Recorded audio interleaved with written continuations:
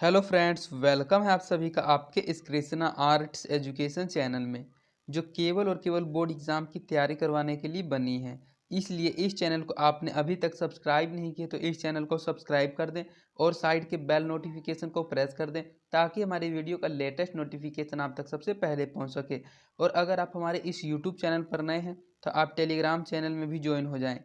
Telegram channel का link description में दिया हुआ है, क्योंकि इस चैनल का जो भी स्टडी मटेरियल आपको प्रोवाइड किया जाएगा वो टेलीग्राम चैनल के माध्यम से ही किया जाएगा।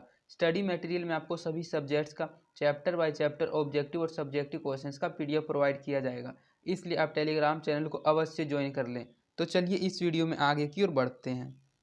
इसमें हम आपको कक्षा 10 का सामाजिक विज्ञान, जो कि सामाजिक विज्ञान का एक भाग है भूगोल जियोग्राफी, उसका 5वां पार्ट बिहार कृषि एवं वन संसाधन का ऑब्जेक्टिव क्वेश्चंस करवाने वाले हैं। इस चैप्टर का हम आपके साथ 1 से लेकर 41 तक के ऑब्जेक्टिव क्वेश्चंस को कवर करने वाले हैं। तो चलिए क्वेश्चंस की ओर बढ़ते हैं। हमारा पहला क्वेश्चन है, बिहार में कुल कितने अधिसंचित क्षेत्र में वन का विस्तार है। जो हमारा बिहार राज्य है, उस बिहार राज्य में ऐसा कुल कितना क्षेत्र है जितना क्षेत्र में वन का विस्तार है। ए 6374 किलोमीटर, बी 6370 किलोमीटर में वन का विस्तार है, सी 6380 किलोमीटर में, और डी 6350 किलोमीटर में। तो हम आपको बता दें कि जो हमारा बिहार राज्य है, उस बिहार राज्य में कुल जो अधिसंचित क्षेत्र है, उस अधिसंचित क्षेत्र में वन का विस्तार 6374 किलोमीटर में वन का विस्तार है। तो इसका सही आंसर ऑप्शन नंबर ए हो जाएगा, 6374 किलोमीटर। बिहार में कुल कितने अधिसंचित क्षेत्रों में वनों का विस्तार है, तो उसमें वनों का विस्तार 6374 किलोमीटर है। बिहार में नहरों द्वारा सर्वाधिक सिंचाई किस जिले में होती है। सबसे पहले हम आपको बता दें कि जो बिहार राज्य है, उस पूरे बिहार राज्य में 38 जिला हैं, और उन 38 जिला में से कौन सा जिला ऐसा है जिसमें सबसे अधिक सिंचाई नहरों के द्वारा होती है। ए सीतामढ़ी जिला में, ए सीतामढ़ी में, बी पटना में, सी रोहतास में, या फिर डी नवादा में। तो जो बिहार में नहरों द्वारा सर्वाधिक सिंचाई होती है वह रोहतास जिला में होती है। तो इसका सही आंसर ऑप्शन नंबर सी हो जाएगा, रोहतास। बिहार में नहरों द्वारा सर्वाधिक सिंचाई किस जिले में होती है, तो बिहार के रोहतास जिला में नहरों द्वारा सबसे अधिक सिंचाई की जाती है। तो इसका सही आंसर ऑप्शन नंबर सी हो जाएगा, रोहतास। बिहार में नहरों द्वारा सर्वाधिक सिंचाई किस जिले में होती है। ये क्वेश्चन लगता है रिपीट हो गया। ये हमने आपको सेकंड क्वेश्चन में बता दिया है कि बिहार में नहरों द्वारा सर्वाधिक सिंचाई रोहतास जिला में होता है। तो इसका सही आंसर ऑप्शन नंबर ए हो जाएगा, रोहतास। और सेकंड क्वेश्चन में लगता है आपका सी नंबर में था, रोहतास। तो इसका सही आंसर भी रोहतास ही हो जाएगा। बिहार में कितने प्रतिशत क्षेत्र में खेती की जाती है। बिहार में ऐसा कितना प्रतिशत क्षेत्र है उस जिस क्षेत्र में खेती की कार्य की जाती है। ए 50%, बी 60%, सी 80% और डी 36.5%। तो बिहार के 60% क्षेत्र में कृषि का कार्य किया जाता है। तो इसका सही आंसर ऑप्शन नंबर बी हो जाएगा, 60%।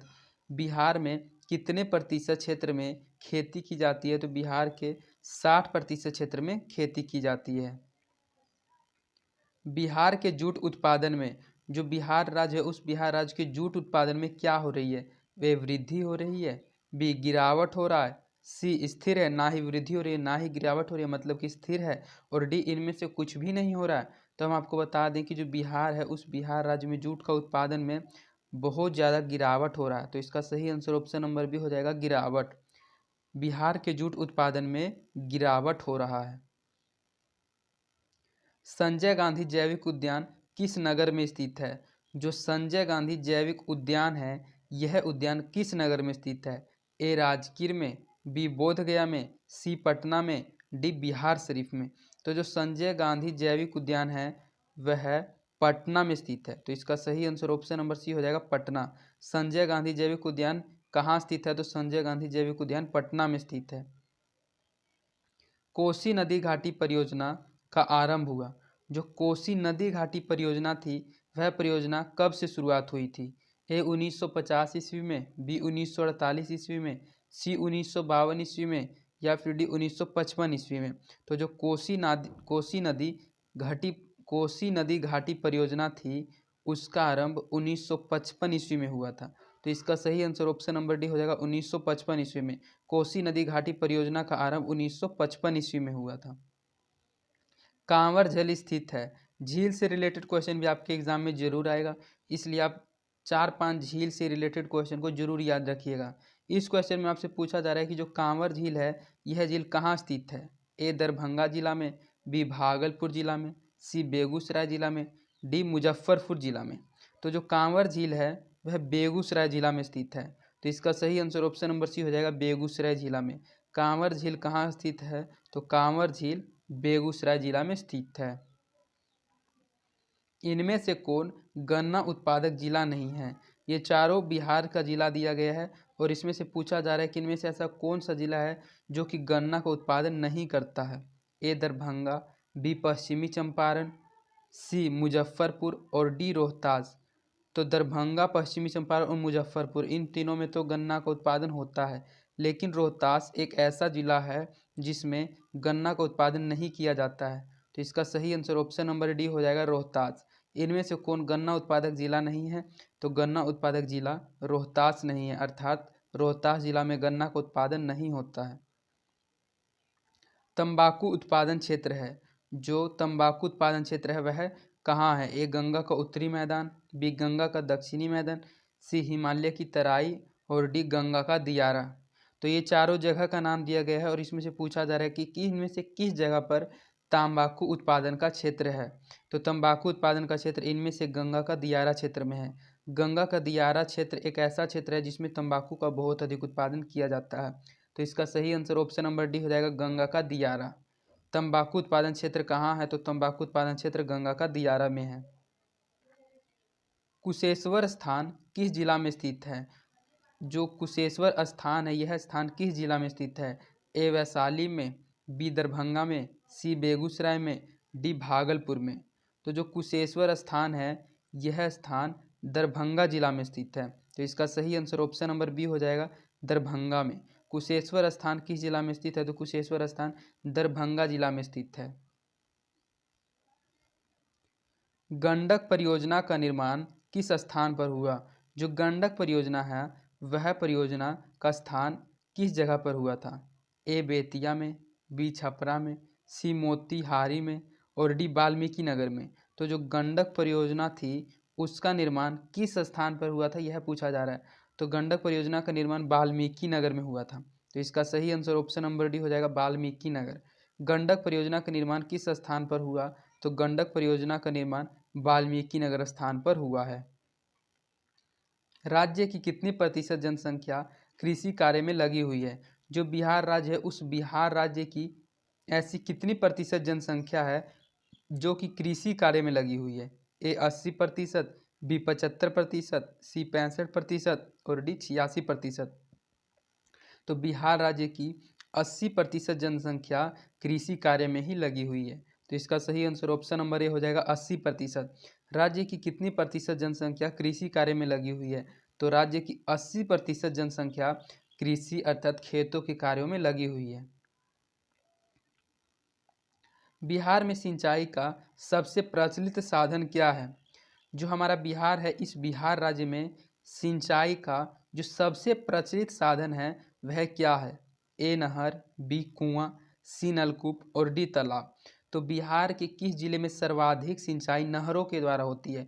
यह क्वेश्चन आपने इससे पहले पढ़ा तो उसका तो सही आंसर नहर था, क्योंकि नहर में सबसे ज़्यादा सिंचाई रोहतास जिला में होता है। लेकिन इसमें पूरा बिहार में पूछा जा रहा है कि पूरे बिहार में सिंचाई का सबसे प्रचलित साधन क्या है। तो पूरे बिहार में सब सिंचाई का सबसे प्रचलित साधन नलकूप ही है। तो इसका सही आंसर ऑप्शन नंबर सी हो जाएगा, नलकूप। बिहार में सिंचाई का सबसे प्रचलित साधन क्या है, तो बिहार में सिंचाई का सबसे प्रचलित साधन नलकूप है।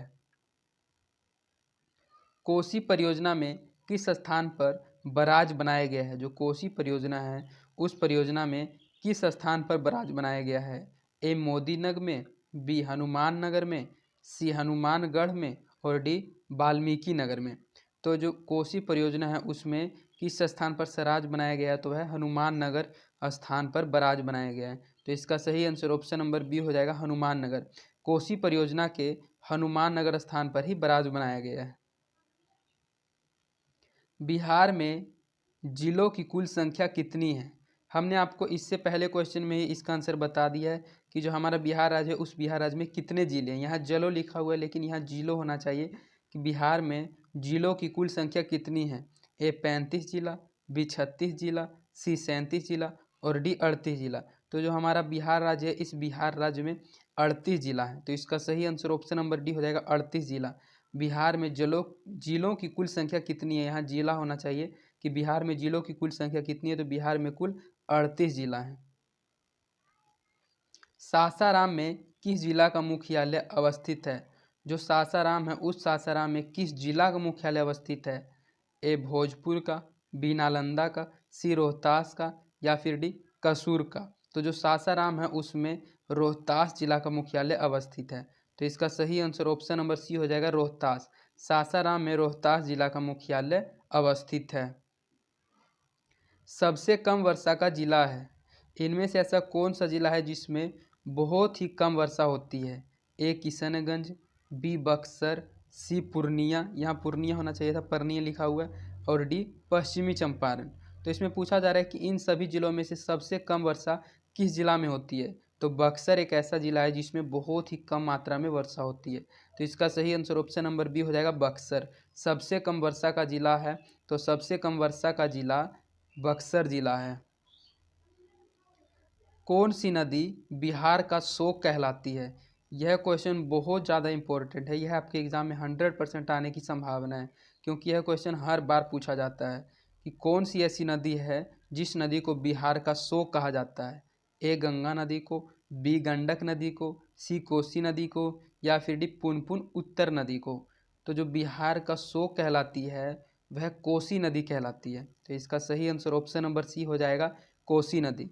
इस क्वेश्चन को आपको बहुत ही अच्छे से ध्यान में रखना है कि बिहार की ऐसी कौन सी नदी है जो बिहार का शोक कहलाती है। तो बिहार का शोक कोसी नदी कहलाती है। तो इसका सही आंसर ऑप्शन नंबर सी हो जाएगा कोसी नदी। पटना से लखीसराय तक का निम्न क्षेत्र क्या कहलाता है। जो पटना से लखीसराय तक का क्षेत्र है वह क्षेत्र क्या कहलाता है। ए जल्ला, बी बल्ला, सी कल्ला या फिर डी ठल्ला। तो जो पटना से लखीसराय तक का क्षेत्र है वह क्षेत्र जल्ला कहलाती है। तो इसका सही आंसर ऑप्शन नंबर ए हो जाएगा जल्ला। पटना से लखीसराय तक का निम्न क्षेत्र जल्ला कहलाता है। इनमें कौन सी नदी सालों भर जल पूरित नहीं रहती। ये चारों के चारों नदियों का नाम दिया गया है और इनमें से पूछा जा रहा है कि इनमें से ऐसी कौन सी नदी है जिसमें सालों भर जल पूरित नहीं रहती है, अर्थात सालों भर जल नहीं रहता है। ए गंडक नदी में, बी बागमती नदी में, सी महानंदा नदी में या फिर डी चीर नदी में। तो गंडक, बागमती और महानंदा इन तीनों नदी में तो सालों भर पानी रहता है, लेकिन इसमें पूछा जा रहा है कि किसमें सालों भर जल पूरित नहीं रहती है। तो इसका सही आंसर ऑप्शन नंबर डी हो जाएगा चीर। चीर एक ऐसी नदी है जिस नदी में सालों भर पानी नहीं रहता है। तो इसका सही आंसर ऑप्शन नंबर डी हो जाएगा चीर नदी। बिहार की कौन फसल साल भर में तैयार होती है। बिहार की ऐसी कौन सी फसल है जो फसल साल भर में तैयार होती है, अर्थात 12 महीने में तैयार होती है। ए धान की फसल, बी चना की फसल, सी गन्ना की फसल या फिर डी बाजरा की फसल। तो आप जानते होंगे कि गन्ना की एक ऐसी फसल होती है जो बिहार क्या किसी भी राज्य में आप लगाइएगा तो यह फसल साल भर में ही तैयार होती है। तो इसका सही आंसर ऑप्शन नंबर सी हो जाएगा गन्ना। क्योंकि धान, चना और बाजरा ये सब तो 3 या 4 महीने की खेती होती है, लेकिन गन्ना एक ऐसा फसल है जो कि साल भर में होती है। तो इसका सही आंसर ऑप्शन नंबर सी हो जाएगा गन्ना। बिहार की गन्ना फसल साल भर में तैयार होती है। बिहार में किस प्रकार के वन पाए जाते हैं। ये चारों के चारों वन का प्रकार दिया गया है और पूछा जा रहा है कि जो बिहार राज्य है उस बिहार राज्य में किस प्रकार के वन पाए जाते हैं। ए सदाबहार वन, बी कोनधारी वन, सी पतझड़ वन या फिर डी कटील वन। तो जो बिहार में वन का प्रकार है वह प्रकार पतझड़ वन है, क्योंकि बिहार में पतझड़ प्रकार के वन पाए जाते हैं। तो इसका सही आंसर ऑप्शन नंबर सी हो जाएगा पतझड़। बिहार में किस प्रकार के वन पाए जाते हैं, तो बिहार में पतझड़ प्रकार के वन पाए जाते हैं। बिहार की फसल सघनता कितनी है। जो बिहार राज्य उस बिहार राज्य की फसल सघनता कितनी है। ए 1.06, बी 6.01, सी 0.06 या फिर डी 2.06। तो बिहार में फसल अधिक होती है इसलिए यहाँ की फसल सघनता जो है वह 2.06 है। तो इसका सही आंसर ऑप्शन नंबर डी हो जाएगा 2.06। बिहार की फसल सघनता कितनी है? तो बिहार की फसल सघनता 2.06 है। बिहार में बहुफसली भूमि का प्रतिशत कितना है? बिहार में जो बहुफसली भूमि अर्थात उस भूमि में बहुत सारे फसल होती है, उन फसलों में से कितना प्रतिशत भूमि है? ए 65.62%, बी 62.65%, सी 66.52%, या फिर डी 56.26%। तो बिहार में जो बहुफसली भूमि है उसका प्रतिशत 62.65% है। तो इसका सही आंसर ऑप्शन नंबर बी हो जाएगा 62.65%। बिहार में बहुफसली भूमि का प्रतिशत 62.65% है। इनमें कौन रबी की फसल है? यह क्वेश्चन भी बहुत इंपॉर्टेंट है कि इनमें से ऐसी कौन सी फसल है जो कि रबी की फसल है? ए जूट की फसल, बी गन्ना की फसल, सी जौ की फसल, या फिर डी मकई की फसल। तो जो इनमें से जो रबी की फसल है वह जौ है। तो इसका सही आंसर ऑप्शन नंबर सी हो जाएगा जौ। इनमें से कौन रबी की फसल है? तो इनमें रबी की फसल जौ है। तरबूज उत्पादन के लिए प्रसिद्ध स्थान है। ये चारों स्थानों में से किस स्थान पर तरबूज का उत्पादन सबसे अधिक होता है? या फिर कहा जाए कि तरबूज उत्पादन के लिए इनमें से कौन सा प्रसिद्ध स्थान है?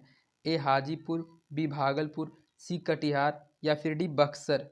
तो इन सभी में से भागलपुर एक ऐसा स्थान है जिसमें तरबूज का उत्पादन बहुत अधिक होता है और यह स्थान तरबूज के उत्पादन के लिए प्रसिद्ध स्थान है। तो इसका सही आंसर ऑप्शन नंबर बी हो जाएगा भागलपुर।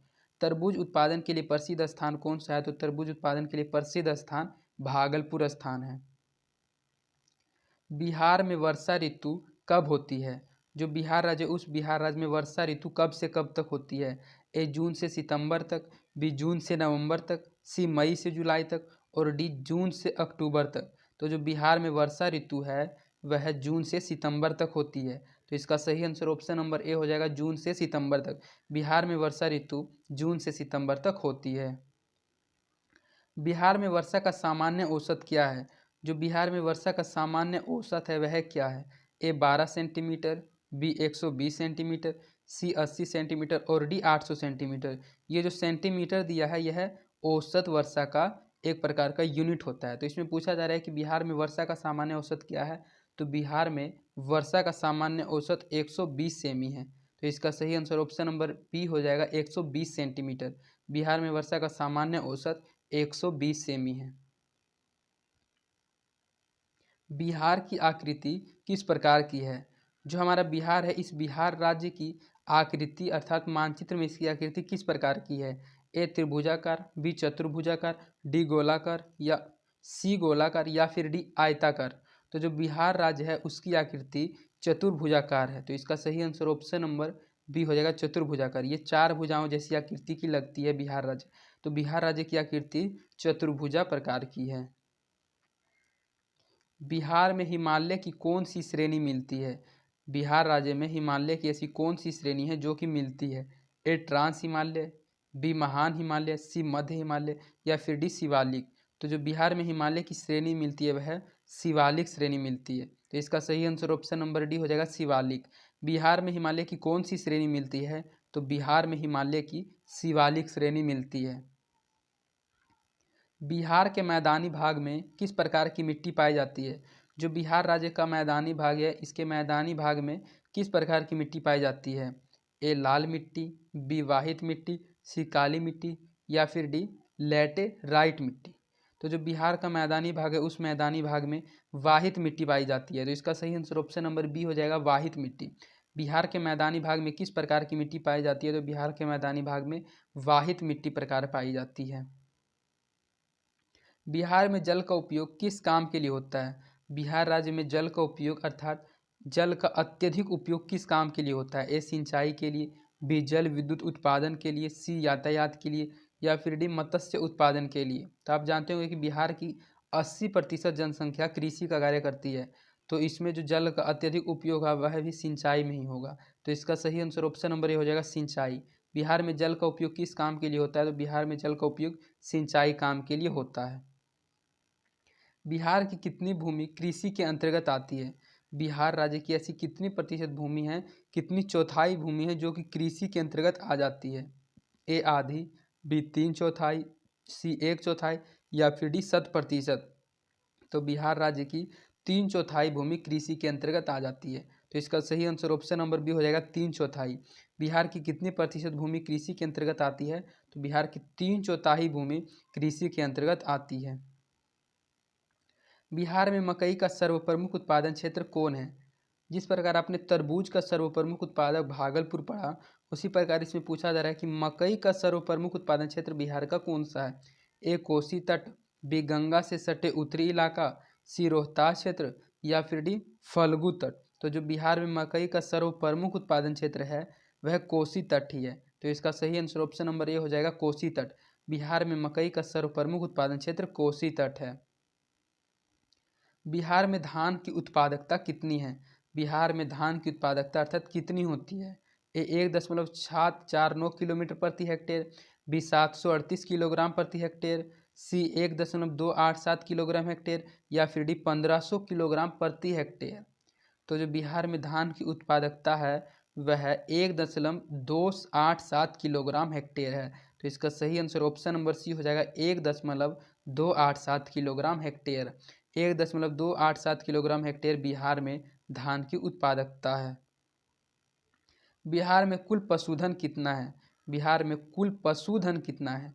ए 407.83 लाख, बी 83.70 लाख, सी 104.70 लाख और डी 57.66 लाख। तो जो बिहार में कुल पशुधन है वह 407.83 लाख है। तो इसका सही आंसर ऑप्शन नंबर ए हो जाएगा 407.83 लाख बिहार में कुल पशुधन है। गंडक परियोजना का मुख्य उद्देश्य क्या है? जो गंडक परियोजना है उस परियोजना का मुख्य उद्देश्य क्या है? ए बाढ़ नियंत्रण, बी सिंचाई, सी विद्युत उत्पादन और डी मछली पालन। तो जो गंडक परियोजना का मुख्य उद्देश्य है वह खेतों की सिंचाई करना है। तो इसका सही आंसर ऑप्शन नंबर बी हो जाएगा सिंचाई। गंडक परियोजना का मुख्य उद्देश्य क्या है? तो गंडक परियोजना का मुख्य उद्देश्य सिंचाई करना है। राज्य की किस क्षेत्र में थारू जनजाति रहती है? यहाँ राज्य पूछा जा रहा है तो आप राज्य से क्वेश्चन में सोच सकते हैं कि कौन सा राज्य पूछा जा रहा है। तो इस चैप्टर का ही नाम है बिहार कृषि एवं वन संसाधन। तो इसमें केवल और केवल आपको बिहार राज्य के बारे में ही पढ़ना है। तो यह क्वेश्चन है कि बिहार राज्य के किस क्षेत्र में थारू जनजाति रहती है? ए दक्षिण पश्चिम क्षेत्र में, बी दक्षिण क्षेत्र में, सी उत्तर पूर्व क्षेत्र में या फिर डी उत्तर पश्चिमी क्षेत्र में। तो बिहार के उत्तर पश्चिमी क्षेत्र में ही थारू जनजाति रहती है। तो इसका सही आंसर ऑप्शन नंबर डी हो जाएगा उत्तर पश्चिमी क्षेत्र में। किस स्थान के निकट गंगा एकाएक दक्षिण की ओर मुड़ जाती है? बिहार का ऐसा कौन सा स्थान है जिस स्थान के पास जो गंगा नदी है वह एकाएक दक्षिण दिशा की ओर मुड़ जाती है? ए मुंगेर की पहाड़ी, बी राजगीर की पहाड़ी, सी सोमेश्वर की पहाड़ी या फिर डी राजमहल की पहाड़ी। तो जो राजमहल की पहाड़ी है वहीं गंगा एकाएक दक्षिण की ओर मुड़ जाती है। तो इसका सही आंसर ऑप्शन नंबर डी हो जाएगा राजमहल की पहाड़ी। राजमहल की पहाड़ी के पास ही गंगा एकाएक दक्षिण दिशा की ओर मुड़ जाती है। गंगा मैदान में मिट्टी की औसत गहराई कितनी है? जो गंगा मैदान है उस गंगा मैदान में मिट्टी की औसत गहराई कितनी है? ए 200 से 300 मीटर, बी 2000 से 3000 मीटर, सी 2 से 3 मीटर और डी 5 से 6 मीटर। तो जो गंगा मैदान की मिट्टी की औसत गहराई है वह बहुत अधिक है, अर्थात इसका सही आंसर ऑप्शन नंबर बी हो जाएगा 2000 से 3000 मीटर। गंगा मैदान में मिट्टी की औसत गहराई कितनी है? तो गंगा मैदान में मिट्टी की औसत गहराई 2000 से 3000 मीटर है। तो इसका सही आंसर ऑप्शन नंबर बी हो जाएगा। तो इस प्रकार आपका इस वीडियो में इस चैप्टर का 41 ऑब्जेक्टिव क्वेश्चंस कंप्लीट करा दिया गया, जो एग्जाम के दृष्टिकोण से बहुत ही इंपॉर्टेंट क्वेश्चन है। इसलिए इस क्वेश्चन को आप 1 से 2 बार और रिपीट करके देख लें, क्योंकि आप इन क्वेश्चंस को सिर्फ अच्छे से समझे हुए रहिएगा तो आप इनका सही आंसर एग्जाम में जरूर लिख के आइएगा। और अगर आपको हमारी वीडियोस पसंद आती है तो आप अपने दोस्तों के बीच इन वीडियोस को जरूर शेयर करें और आप हमारे वीडियोस को लाइक भी जरूर करें। इससे हमारा मोटिवेशन बना हुआ रहता है। तो आज के लिए इतना ही, धन्यवाद।